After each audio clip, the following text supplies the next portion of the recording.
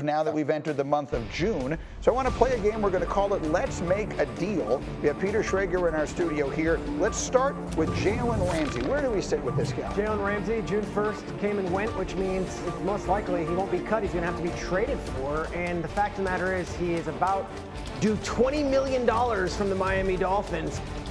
He is apparently on the trading block, but there have been very few takers at that price tag. Still one of the best corners in football, and eventually, if he had to make the move, could be one of the best safeties in the game. Well, I've got a general manager in the room. Tell me how this thing goes with Jalen Ramsey. It's a little bit more complicated, Greg, because it has over $20 million in fully guaranteed money. So Team X may call the Dolphins, say, hey, we'll give you a 5th-round pick. But you got to eat, 80% of that money. So it's 2 negotiations going on at once. Makes it more complicated. Is he still the difference-making player? Is Jalen Ramsey still the guy who's going to go somewhere and will make a difference?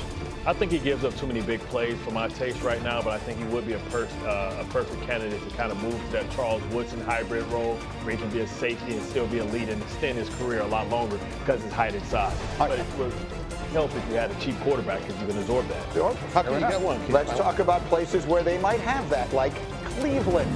Peter, we touched on it briefly. Take me through that quarterback. Yeah, this could be interchangeable with Flacco or Pickett, depending on which veteran quarterback ends up winning this job. I can't imagine they're going to keep both of these guys and 2 rookies on the roster, and it is cost efficient to see and to know what you have with a 3rd-round pick in Dylan Gabriel and Shedeur Sanders, the 5th-round pick.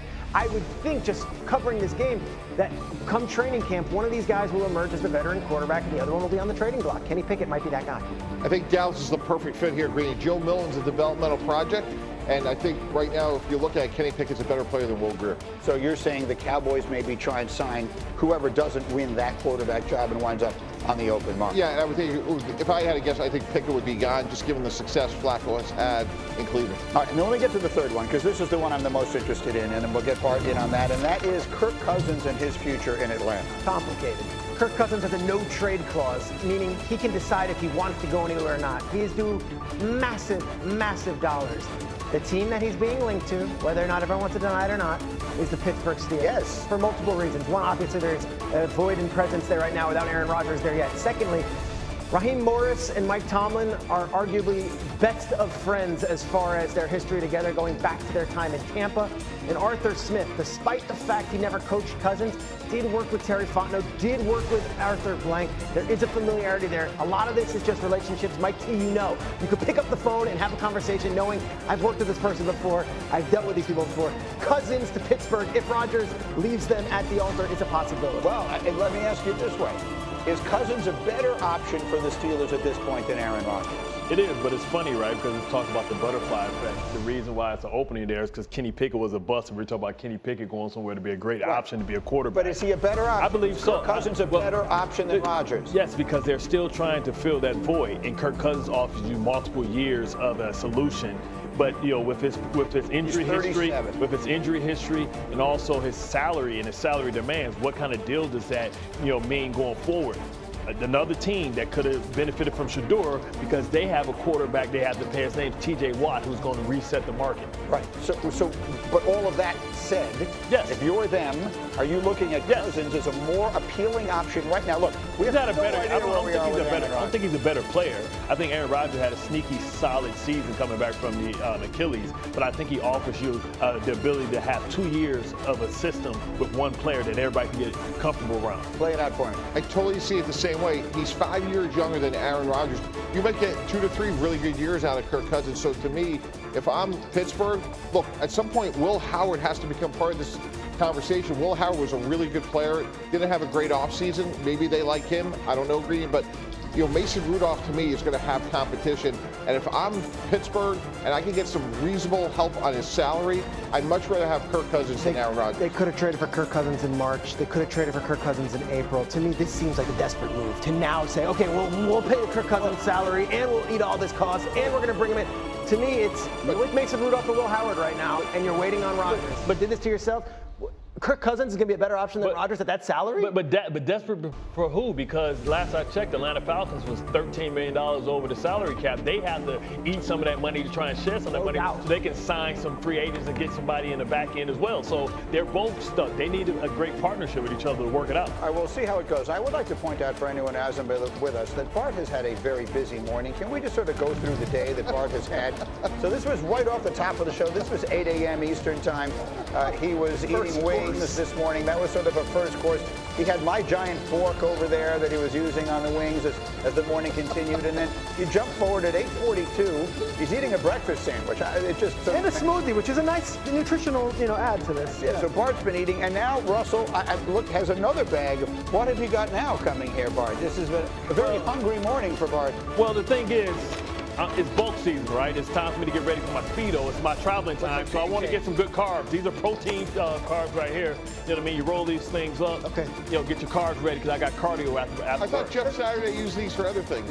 Exactly. Listen, we got to get a counterpoint to the old pancake thing because I got some guys putting people to sleep too. We might have to bring Jacked Up back. Okay.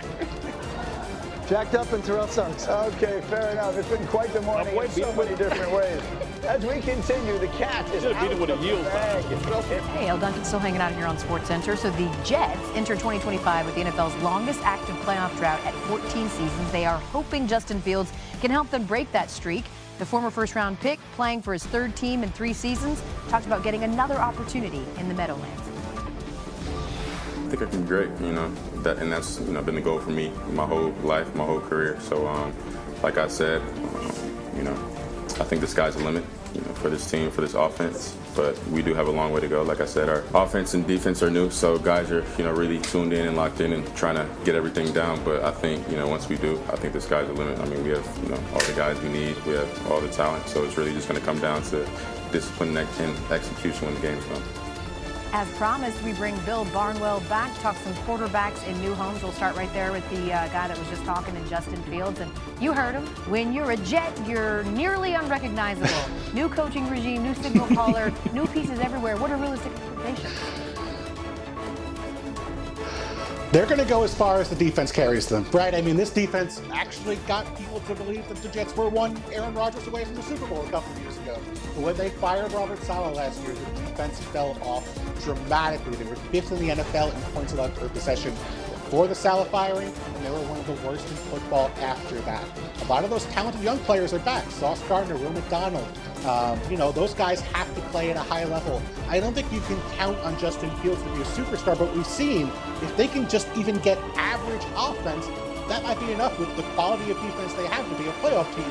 They just haven't had average quarterback play for seemingly a generation now. We saw that with Justin Fields in Pittsburgh towards the beginning of the year when the Pittsburgh defense was playing well, right? And he was steady and they were winning games. Elsewhere, the Raiders bring in Geno Smith, who's made a pretty strong impression early on in camp. Offensive coordinator Chip Kelly has called Smith a blessing to have in the room. Quote, it's like having a second coach. Here is Geno on his acclamation to the Raiders offense.